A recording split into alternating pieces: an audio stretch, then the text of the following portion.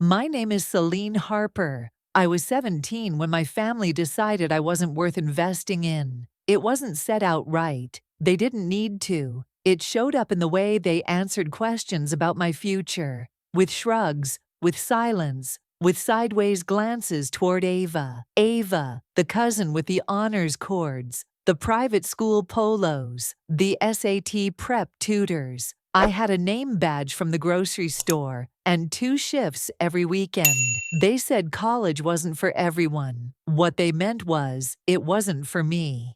My Aunt Karen used to say, Celine's got a practical streak. She likes working with her hands. As if folding sweaters at the mall was a calling. As if they didn't know I studied under the counter between customers. They funded Ava's education without hesitation. Private school since 6th grade, summer language camps, early campus tours. They bragged about her GPA like it was community property. When I brought up financial aid, my mother laughed. We're not made of money, Celine. Besides, school doesn't suit you. You get too stressed.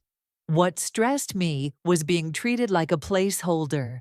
What stressed me was listening to people call me gritty, when what they meant was expendable.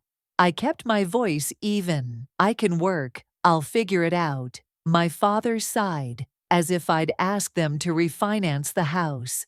You don't want to spend your life chasing books, he said. Get a job with benefits and save early. That's smart. Smart. They called it smart to let go of something before it disappointed you. What they didn't realize is that I'd already started online classes, community college, at night. No one asked what I did after dinner. They just assumed I watched Netflix in my room. Ava posted about her volunteer hours and youth leadership panels. I refilled mop buckets at the store and watched YouTube lectures on critical theory. I kept flashcards in my locker, quiz sheets in my coat pocket. At family dinners, Ava always got asked about her classes. I got asked to bring out the dessert. When I mentioned I was taking 2 courses in philosophy, Aunt Karen blinked. Isn't that kind of abstract? What are you going to do with that? I shrugged. Think clearly, she laughed. Not cruelly, just dismissively. Like I'd said something cute. That night, I overheard her tell my mom in the kitchen. She's not like Ava. You can't force what's not there. What wasn't there, apparently, was potential. They talked like I was missing something. What they didn't understand is that I wasn't missing anything. I just wasn't willing to perform for people who'd already decided not to look. I didn't argue. I didn't ask again. I just worked. At night, I took my courses and stacked every syllabus like a brick. Quiet, invisible progress. I didn't post about it, didn't announce anything. I knew they wouldn't understand until it was too late. And by then, I wouldn't owe them the explanation. Ava had a private math tutor who came 3 times a week. She got dropped off at test prep academies that served fruit-infused water in the lobby and had laminated college banners on every wall. I had a thrifted textbook, a highlighter that barely worked, and a 10-year-old Chromebook that shut off without warning. She got strategies. I got told to shut the light off if I wasn't sleeping. My room was next to the laundry machines. I kept earplugs in my drawer for when the spin cycle ran past midnight. My mom said, "It's not ideal, but you're young. You'll manage." When Ava failed a quiz, they said she was tired. When I passed one, they said it must have been easy. I didn't fight it anymore. Every time I tried to show initiative, asking questions, requesting help, I was told I was being difficult. Don't be so intense, Celine. Not everything has to be academic. You're just overthinking again. That last one came from my father. He said it while flipping channels, looking for the football game. It wasn't just what they said, it was what they didn't. When Ava got accepted to her dream college, they threw a barbecue, custom cake, balloons, a banner that said, "Our Star," hung in the backyard like a coronation. When I got my first college transcript in the mail, 2 A's, 1 B plus, I opened it in the break room of the convenience store during my shift. No cake, no banner, just the sound of a drink cooler humming behind me. I taped it inside my notebook. Didn't show anyone. I started taking 3 classes per term, 2 online, 1 in person. It meant taking the bus across town 3 nights a week after work. It meant eating granola bars in parking lots. It meant turning down every social invite and pretending I didn't care.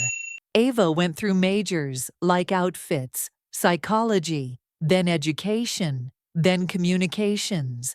She dropped out her 3rd year because college was starting to feel like high school again. They didn't blame her.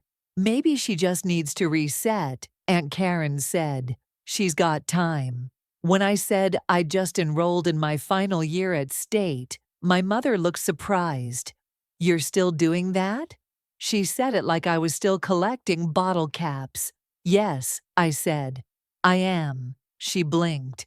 "Good for you, as long as you're not burning yourself out." Burnout wasn't an option. Burnout was a luxury. I kept going because there was no alternative. Because every time they looked past me, I wrote another paragraph. Every time they said nothing, I added another source to the bibliography.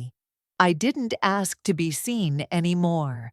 I asked to be better, not for them, for the version of myself that had to sit through years of conversations where I was both present and irrelevant. They said I wasn't smart enough for college, so I made sure that when I showed up, I didn't miss.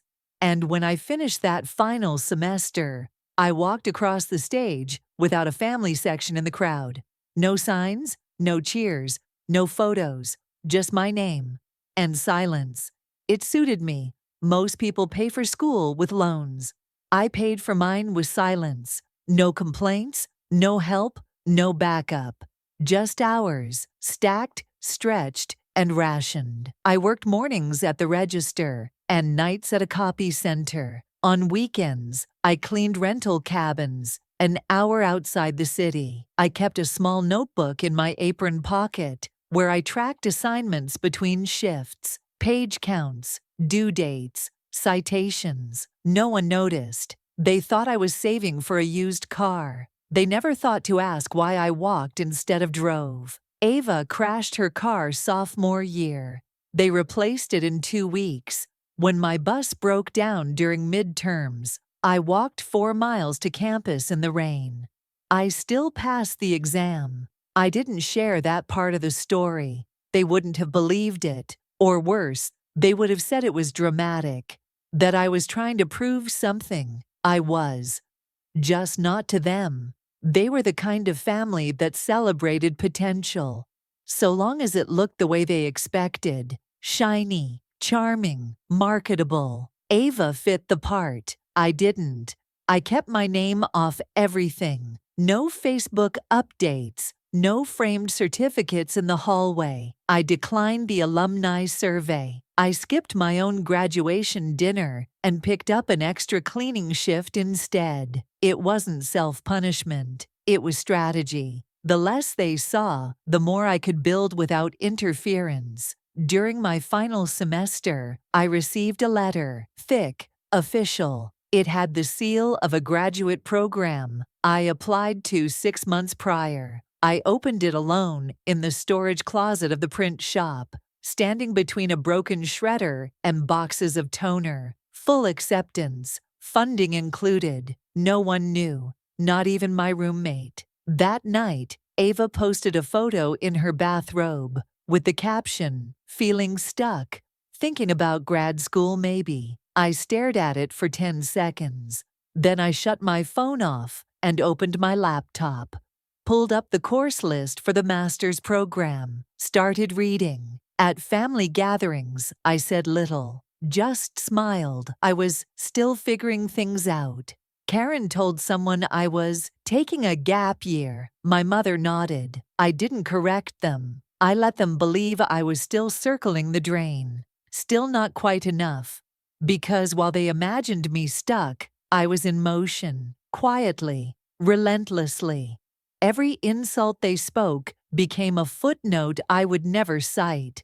Every dollar they gave to Ava became another reason I didn't ask for help. They forgot me in plain sight. And that was fine, because ghosts don't need applause. They just need access. The only time they asked about my education, it was by accident. Thanksgiving, same table, same house, same roles.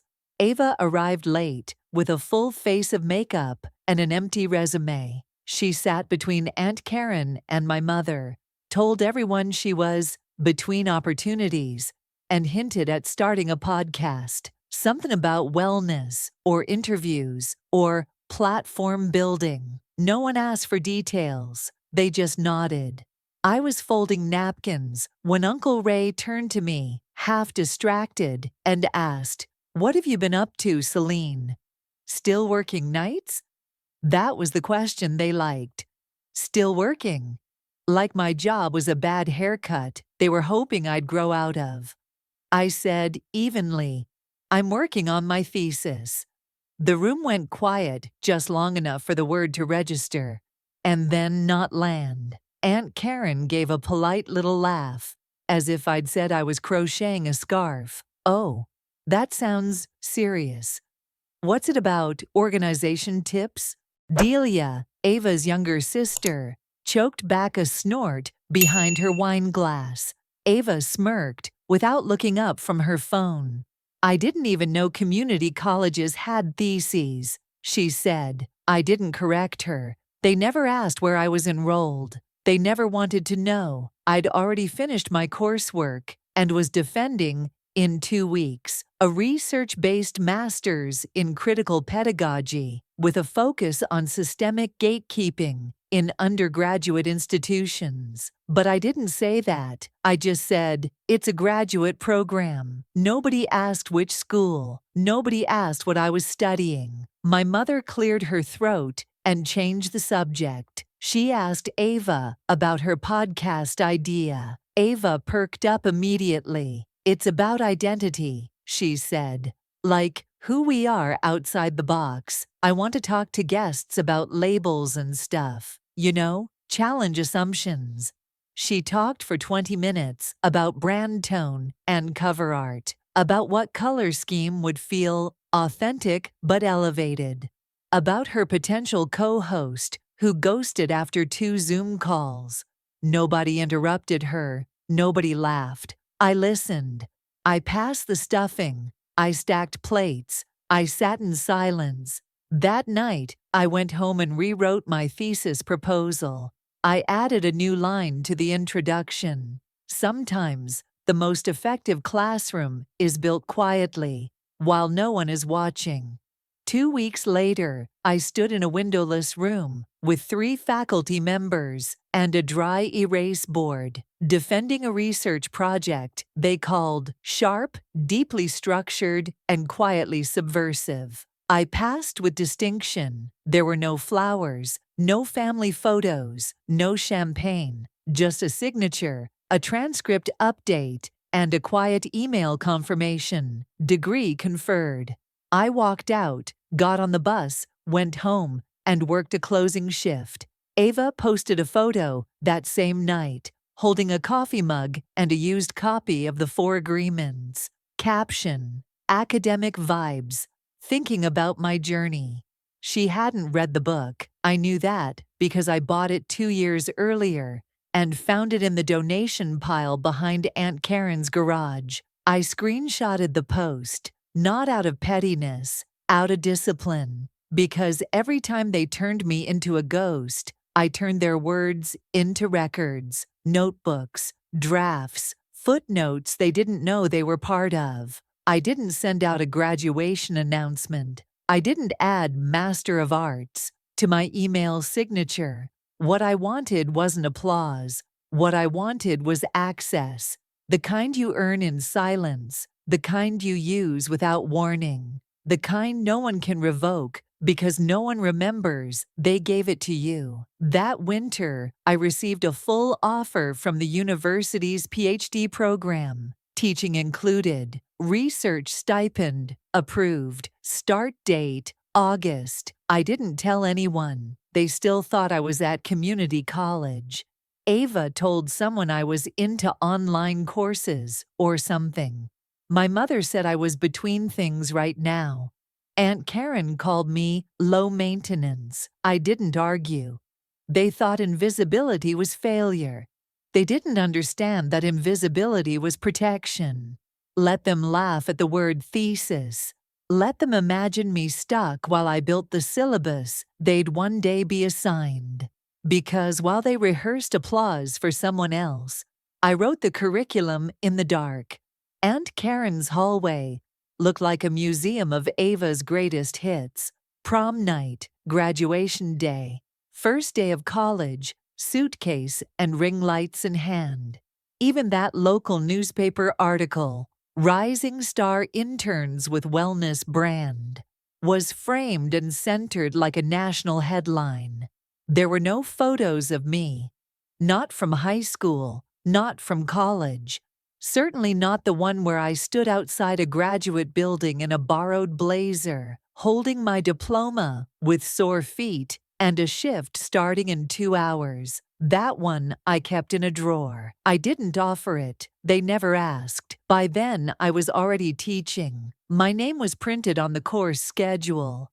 Introduction to Social Structures, a required class. Every student in the department had to take it. The university had assigned me a large classroom, 3 teaching support staff, and a roster of names longer than the guest list. At one of Ava's fake influencer events, the students didn't know I was still a doctoral candidate. They called me Professor Harper. I never corrected them, because in that space, I wasn't on my family's wall, but I was on the university dean's list twice. And that mattered more than any framed smile in Aunt Karen's hallway. Ava was still unemployed, still blaming the job market, still in between projects. My mother called her a creative soul in transition.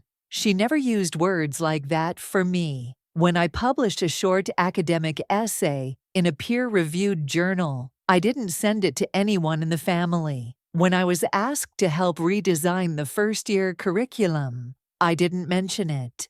When I was given a private office with my name on the door, I didn't take a photo. Because I didn't need them to approve anything. I didn't need them to understand it. I needed only one thing: to keep moving while they kept talking.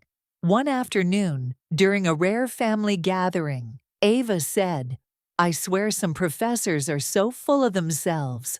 I had one last semester who made us read her own book and then basically asked us to praise it on the final. She didn't look up, just kept scrolling. I asked, "What class?" She waved her hand. Some required thing. Social dynamics or whatever. I don't remember. I stopped going. I nodded. She was talking about my course, my textbook, my assignments. She had failed it. Not because I failed her. Because she didn't do the work. She hadn't even noticed the author's name. C.W. Harper, my new name. I had dropped Celine Walker when I entered the doctoral program. Too many emails went unanswered when I used the name they knew. Too many assumptions followed me when I signed my papers with it. So I changed it. I used my grandmother's maiden name and my initials. Cold, clean, professional. It gave me distance from them. And it gave me access to everything they didn't see coming. At another gathering, Aunt Karen leaned over and said, "Still working at the bookstore?" I said, "Sort of." She smiled like she was being kind. Ava jumped in. Celine's always been organized. She could totally run logistics somewhere, like a personal assistant. That was always the role they assigned me. The helper, the background person, the one who carried bags while others made speeches. I never corrected them. I just watched. I wrote tests they couldn't pass, built lectures they couldn't follow, signed approvals they didn't know I controlled. Ava's world was shrinking, but she couldn't feel it. She blamed followers, algorithms, and toxic brands. Mine was expanding. Quietly, I knew the course schedules, 2 semesters ahead. I had access to student records. I was rewriting the final exam. They hadn't put me on their wall because they didn't want to admit I had outgrown them. They still pictured me bagging groceries, still saw me hunched over notebooks in the dark. But the moment Ava failed that class, I knew. The line between us wasn't just emotional anymore. It was institutional. They said I wasn't smart enough for college, but I wrote the course their children couldn't pass. And now I wasn't asking for approval. I was deciding outcomes. I didn't want to carry their name anymore. It had never protected me. Not when I was passed over for school trips. Not when they spent the college fund on someone else. And definitely not when they looked me in the face and said I wasn't university material. So I left it behind. When I enrolled in my graduate program, I used a new name, Harper. It wasn't fake. It was my grandmother's. The only person in that family who ever saw me without trying to reshape me. She once told me, if they don't give you a seat at the table, become the person who chooses the table. That stuck. So, Celine Walker disappeared from the records. I applied for research grants, wrote papers, and led discussions under a different name. I didn't correct people when they called me Dr. Harper, even when I hadn't earned the title yet, because I knew I would. That name didn't carry their shame. It wasn't attached to years of being dismissed or told to keep quiet. It was clean. It gave me distance. When my cousin Ava failed my class, she never figured it out. She didn't recognize the tone, the structure, the kind of questions I always asked. She just complained to everyone at home that some professor failed me for having opinions. They nodded like that was oppression. They called her brave for speaking up. Meanwhile, I sat in curriculum meetings, rewriting core requirements, not out of revenge, but to protect students like me from professors like the ones I once had. No one at home knew. They still thought I worked in a library. Once, my mother forwarded me a job posting for a front desk position at a spa. She said, in case the school thing doesn't work out. I said, thanks, then got back to grading term papers. I didn't correct her. Just like I didn't tell Aunt Karen that the school Ava transferred into used my textbook in their freshman seminars. She once called me a helper type, said I had a steady personality. I nodded. Let her keep believing that. The new name gave me something they never could: authority. I used it to co-author a textbook, to secure speaking invitations, to publish without having my work traced back to years of family doubt. It was strange how easy it was to go unnoticed once I removed their name. No one searched for me. No one cared enough to wonder why I didn't show up to birthdays. They assumed I was still somewhere nearby, folding clothes, shelving books, checking inventory. I wasn't. I was standing in front of a lecture hall, asking students to challenge systems, writing policies for how education should serve, not sort, people, helping build scholarships that didn't require legacy status or perfect resumes. The university trusted me. The board listened. My students respected me. And at home, they still thought I'd maybe gone back to school for something with books. I never corrected them, because names can be a kind of armor, and I needed to move without being recognized. The Harper name let me walk into rooms where the Walker name would have stopped at the door. And the truth was, They never really knew me. So when Ava signed up for her final required class, one last credit, before she could claim her inspirational comeback degree, she didn't realize the course name had changed. She just saw the time slot and the opening and signed up. It didn't register that the professor's name was familiar, not in any way that mattered to her. But she would recognize it soon enough, because this time I wasn't going to stay invisible. The morning she walked into the lecture hall, I didn't flinch. She came in late, holding her phone like a shield, sunglasses still on. One of those students who expected the room to shift for her. Ava had never entered a space quietly. Not when we were kids, not now. She looked straight at the front of the room, but didn't recognize me. Not in the black blazer, not with my hair tied back, not with my name printed on the screen behind me. Professor C.W. Harper. She paused when she saw it, tilted her head slightly, then sat down. Third row, middle seat, right in front of me. Ava never sat in the middle unless she wanted attention. That day, she got none. I started the session like any other. Tight syllabus, no wasted words, no introductions beyond the course content. This wasn't about old wounds. It was about the institution she once said I didn't belong in. And now I was the institution. I watched her struggle through the first readings. She barely turned anything in. Missed 2 assignments, posted on social media about how burnt out she was from academia, even though she skipped half the lectures. Some students emailed, some tried harder. Ava didn't. She assumed her name would carry her, that charisma would compensate, that excuses would soften the grading. She had no idea I was the one reading every word, no idea that the unfairly harsh comments in the margins were written by the cousin she once called stupid at Thanksgiving. That week, we covered systems of social advantage, how perception and proximity to privilege can distort effort. Ava smirked during the discussion, said, "Some people just aren't cut out for academic spaces. It's not elitism, it's reality." I looked at her, finally, not with recognition, not with history, just the way a lecturer looks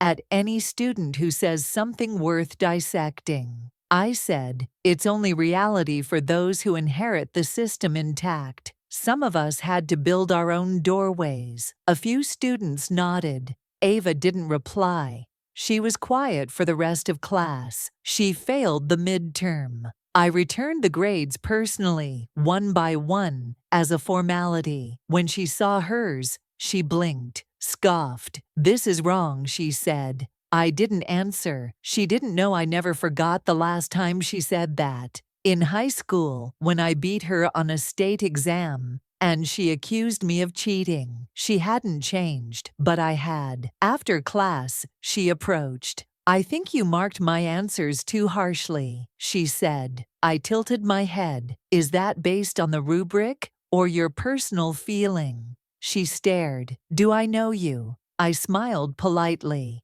"You know the version of me you invented, but she doesn't work here." Her face shifted, flickered recognition, but nothing solid. And that was perfect, because she didn't deserve access to my past, only to the grade I gave her. When she turned to leave, she said under her breath, "Figures." Another academic with a chip on her shoulder. She didn't realize her mic had stayed on from the lecture Q&A. Half the room heard it. I didn't react. I never needed to. Because in 6 weeks, she'd sit for the final exam. One I wrote to measure more than just memorization. It measured clarity, accountability. It asked questions about systems that reward mediocrity disguised as charm. It included a section that required students to reflect on whether they had ever been the benefactor of someone else's silence. She turned that final in 15 minutes early. That was her pattern. Finish fast, complain later. But this time there was no curve, no cousin to outshine, no one to blame but herself. The score, barely passing. Enough to graduate, not enough to feel proud. The day results were posted. She didn't reach out, didn't ask for a regrade, didn't even post about it. I suspect, deep down, she knew. Because this wasn't revenge, it was correction. She had walked into the same room where she once said I'd never belong. And she sat at the desk while I stood at the podium. The email came early. Keynote invitation, spring commencement speaker, no request, no nomination. They had seen the numbers, read the work. I wasn't being chosen to inspire. I was being asked to define what success looked like. I accepted with one sentence, "Thank you, I'll be there." The speech wouldn't be about resilience. It would be about systems, how they elevate some for charisma and bury others in silence. A week before the ceremony, my mother called. She said she heard something about graduation, assumed I was helping out backstage. I said something like that. She didn't ask more. The day of the keynote, I stood on stage early, looked out at the rows filling in. One seat caught my eye, third row, middle seat, avenue, same posture, same entitlement, but she wasn't smiling now. When I stepped to the podium, I didn't flinch. Some are told they don't belong, others are handed the map, but the ones who build their own path, we remember them. She didn't react, didn't applaud, just looked down. I didn't speak to her afterward, but I saw her leave, alone, no recognition, no photos. She got the diploma, I got the microphone, and that was the difference.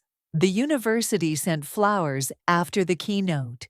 I didn't keep them. I dropped them off at the student mental health office with no note attached. They'd do more good there than in my apartment. 2 days later, the email arrived. Subject line, tenure proposal, open discussion outcome. I didn't open it right away, not out of fear, out of certainty. The same people who once ignored my grant proposals were now quoting my research. The same department that took 3 years to return my calls was now attaching my name to a long-term contract and faculty vote. Tenure, security, autonomy. No more auditions for belonging.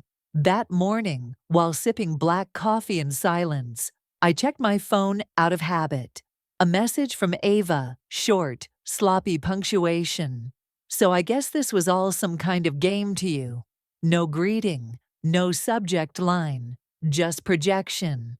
She must have found out after the keynote, maybe from someone tagging her in a university repost, maybe from someone sending her a clip.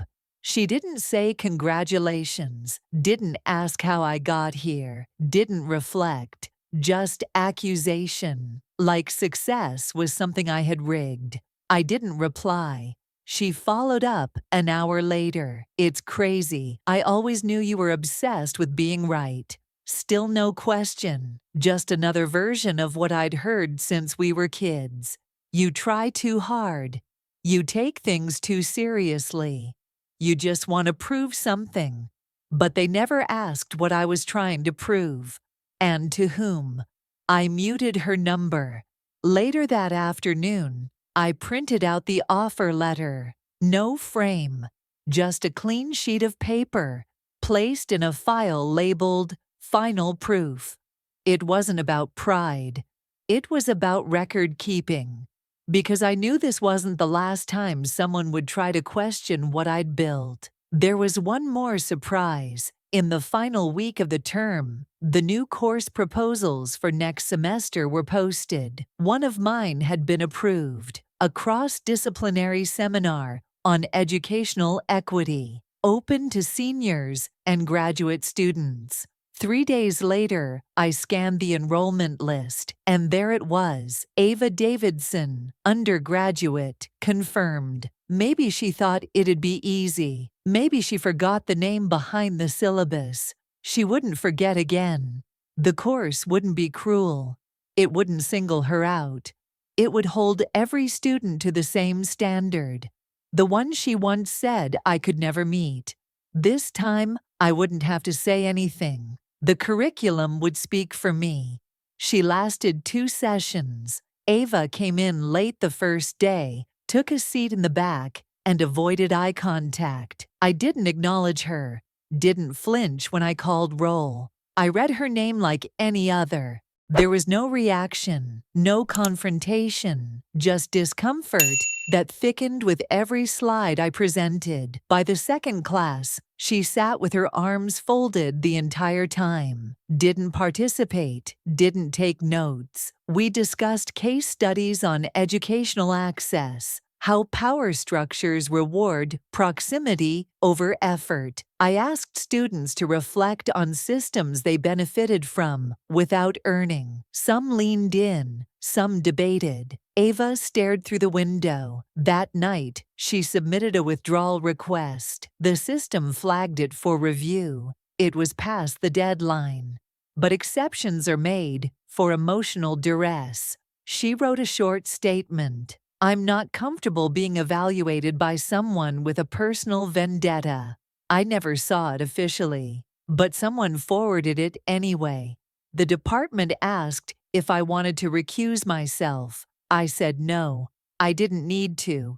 She dropped the class. She wouldn't get the credit, wouldn't graduate on time, wouldn't hold the degree up for photos this year. And I didn't smile. Because this wasn't about her. This was never about beating anyone. It was about proving to myself more than anyone that I wasn't who they said I was. I didn't need applause. I didn't need closure. I had something sharper. When I left the office that evening, I passed a bulletin board in the hallway. Pinned to the center, a poster for next semester's faculty lecture series. There I was. Keynote. Featured speaker. Topic: Rewriting the Gate. No quotes, no bios. Just a name at the bottom. Dr. Harper. And for the first time in years, I paused. Not to doubt, not to flinch, just to see it clearly. They said I wasn't smart enough for college. Now I wrote the curriculum.